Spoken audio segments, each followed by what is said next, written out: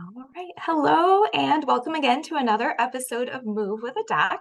I'm Dr. Rupa Shah, board certified family physician and obesity medicine specialist, and health and wellness coach. And we're going to talk a little bit today about workplace ergonomics.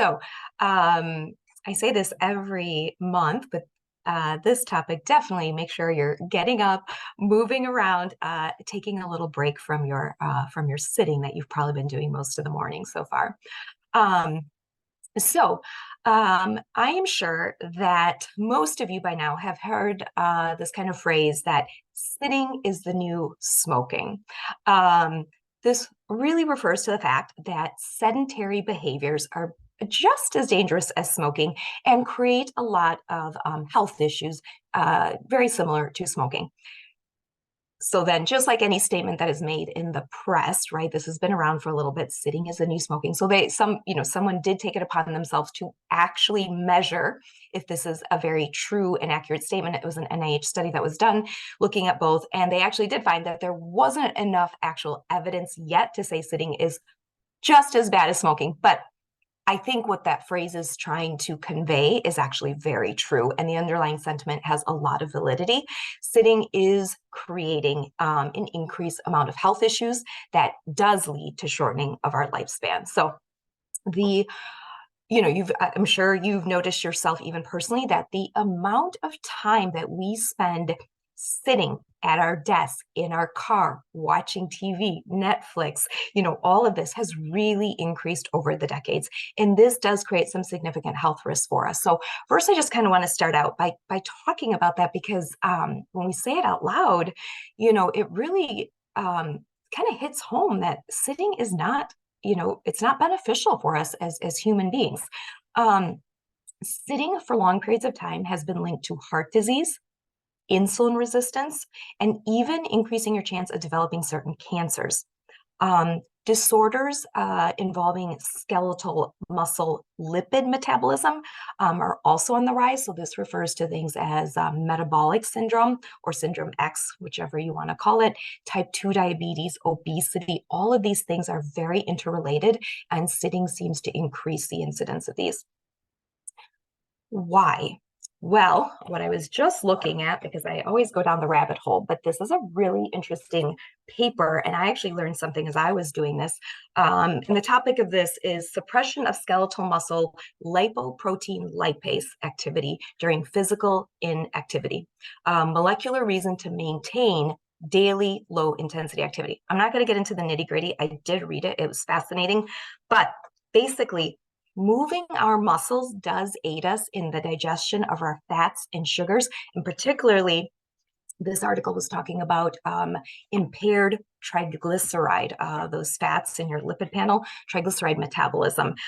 When we sit, the process of digestion of our fats and lipids is disrupted. And that enzyme I was mentioning, the lipoprotein lipase, is one of the key enzymes that seems to be disrupted. So this leads to more fat deposition and more insulin resistance. So I actually did not know that there is this actual enzymatic metabolic reaction that's actually occurring. So muscle lipoprotein lipase regulation is one of the most apparently sensitive metabolic responses to physical inactivity and what they call low intensity contractile activity. Means if you're not moving your muscles, that enzyme is very sensitive to that and will kind of shut down and not be doing its job. So very fascinating. And what they mention in the article is just even low level muscle contractility. So that means just getting up, moving, walking can actually then increase that enzyme again. So, and then therefore can protect you against poor lipid metabolism. Other things that sitting can do, long periods of sitting, we know, lead to weaker muscles, especially in your legs, like your quadriceps, your gluteal muscles. Sitting can even cause your hip flexor muscles to shorten. I think we've all maybe noticed that a bit, which can then lead to problems in your low back, your hip joints. Sitting can also lead to varicose veins. Those little spider veins that some people get too, more varicose veins. And I mean, to go one step further than that, it can even lead to deep venous thrombosis, which is a blood clot deep in the venous system.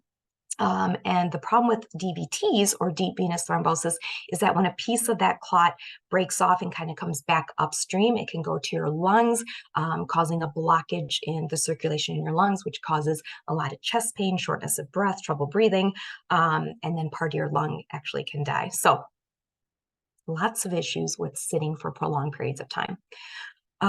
So clearly, lots of downsides to sitting, but if your job involves sitting, as my job today does, what are some things that you should actually be thinking about in terms of workplace ergonomics?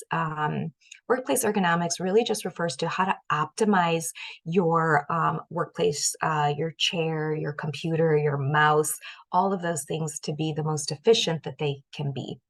And things that you should pay close attention to. So let's go through a few of those. And maybe if you are still sitting, you can kind of do a little checklist and make notes of things that maybe you want to change later. Let's talk about the chair. And for full disclosure, I am currently sitting on a velvet, not an office chair, but just a cute little chair. And I've got a cushion on it because I'm too short for it. So I have already made notes that I need to change that.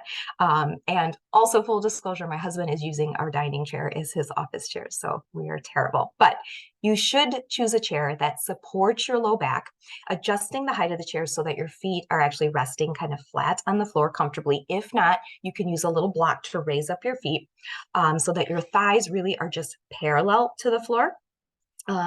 If your chair has armrests, make sure that you position them so that your elbows are just resting gently at your side. Your shoulders are relaxed, not hunched up all day. Make sure you're using good posture while you're sitting. Most of us, me included, we slump forward. We don't have a good posture with our shoulders back. And it's just very easy to do. And then the entire day you've sat in a posture that's not serving you well. As far as your desk, make sure that under your desk you have enough room for your legs, your feet. Don't store items under your desk. I've got a little fluffy ottoman under my desk that I plan to move out shortly. If your desk is too high and it really can't be changed, then make sure you can raise your chair up potentially. We mentioned using a footrest to prop up your feet if necessary. If your desk has a really hard edge, like mine does have, it's a wood desk and it is hard, you should think about padding the edge of it, or use a wrist rest so that you're not kind of getting sharp kind of edges on your forearms during the day. This can also protect your wrists from contact stress, and that can happen too, is just you're constantly hitting the edges of your wrists on hard surfaces like that. Another issue that I've seen, and again, guilty of this all day long, is leaning on your desk with your elbows. I'll see a lot of folks get a little fluid collection. We call that an olecranon bursitis. It's from repetitive, hard contact with your elbow. And it's another issue that we can see in the office. So it does go away on its own, but you can get a really big fluid accumulation there. In terms of your keyboard and mouse, really important. Make sure that your computer keyboard is in front of you so that your wrists and forearms are in line. And again, shoulders relaxed. The more they're hunched up, the more tension we get on the back of our neck. If you have a mouse, just make sure it's really within easy reach on the same surface as your keyboard. And then while you're typing, it's really important to maintain kind of a neutral posture of your wrists so that they're not cocked up too much. And that's how we develop those tendinitises in our wrists. Keep your arms pretty well kind of close to your body, so not that you're reaching too far out. And if possible, set the sensitivity on your mouse to kind of one that you can just use a really light touch so you're not having to use a lot of force throughout the day.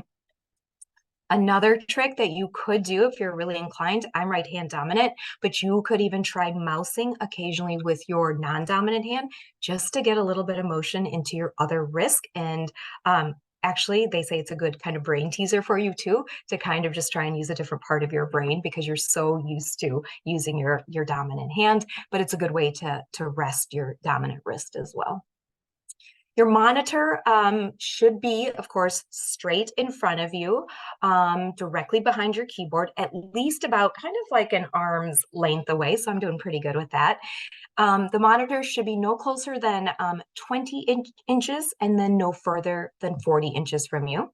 And the top of the screen should be just kind of comfortable at eye level. And I think mine is pretty good, so that at least you're not straining your neck too far, having to look down kind of all day long. If you wear bifocals, make sure you lower it just a hair, maybe an additional 1 to 2 inches for the most comfortable viewing as well. Laptops, using a laptop tends to lead to more discomfort because of that lower screen height. So if you use a laptop at your desk, consider getting just an external keyboard and mouse, and then getting one of those laptop stands. You can easily get those on Amazon just to raise it up to the proper eye level height for you. You could even just use some big textbooks and stuff, which is kind of what I'll do sometimes. To avoid that. Again, it's just to avoid all that neck strain. Objects that you use a lot, like your phone, you can just keep it. I kind of keep mine on this little like stand right next to my desk so I can see it really easily. It's probably a little lower than it needs to be, but at least so I'm not having to reach too much for it or strain, twisting, those types of things. And then telephone, if you do use still a phone and you're trying not to cradle it, right? I think now with the advent of a lot of these earbuds, headsets, people are pretty good at using those, so that we're not kind of straining our neck. You can also use the speaker on your phone as well. So let's kind of move on. So we know, we talked about like some of the adverse health effects. We talked about some workplace ergonomics things that you can do. We know that sitting for long periods of time does create poor posture. I've really noticed this with, working from home more than I ever used to do, doing more telehealth visits as well. Remember, our head weighs about 10 pounds, right? So even if you tilt your head forward, your neck muscles have to engage to kind of prop you up and keep your head from falling forward furthermore. You do this for hours a day, weeks on end, you are putting a strain on the back of your neck muscles and your upper back and your shoulders. And that's going to reduce flexibility and movement. Then, of course, what do we do at the end of our day? We're on our phone because we have to see kind of what happens on social media. So again, we're looking down again, and we're just constantly in that forward flexed motion, scrolling all day long. And we spent a lot of our time hunched forward, shoulders rolled forward, neck forward. And this is putting a lot of strain on our upper back. So what are some things that we should do? If you have a sitting job, you really should consider standing up, switching positions every 20 or 30 minutes. If you can, even just taking a 5-minute walk around your house, around the office, just to get the kind of blood flowing and your body moving a little bit. If you have a sitting desk, many of you may have already done this, but consider getting a sit to stand desk, okay? The goal, again, minimize the sitting, especially continuous sitting is what is felt to be really the most problematic for folks. And then just try and incorporate that movement. Now, if you get a standing desk, don't go from, people do this sitting to standing all day right away, because that can lead to some other foot problems, knee problems, hip problems. So kind of recommend starting slow. Start with like a 50-50 ratio, 50% of the time sitting, 50% of the time standing, and then try and switch positions every 20 to 30 minutes still. Then when you find you can stand for longer periods of time, you're not having heel pain, foot pain, knee pain, then start switching that ratio to like a 60-40 one week, 70-30, you kind of get the idea. Just find kind of your own workable ratio. But remember, the more that you frequently alternate between sitting and standing is best for you. So what that means is it's better to alternate your positions every 20 minutes than sitting for, like, let's say 4 hours and then standing for 4 hours, if that makes sense. Those are both 50-50 ratios, but it's better to sit for a bit and then stand for 20 minutes, sit for a bit, stand again. That is a better alternating ratio than saying, oh, I'm going to sit for the first half of the day and then stand for the second half of the day. Okay.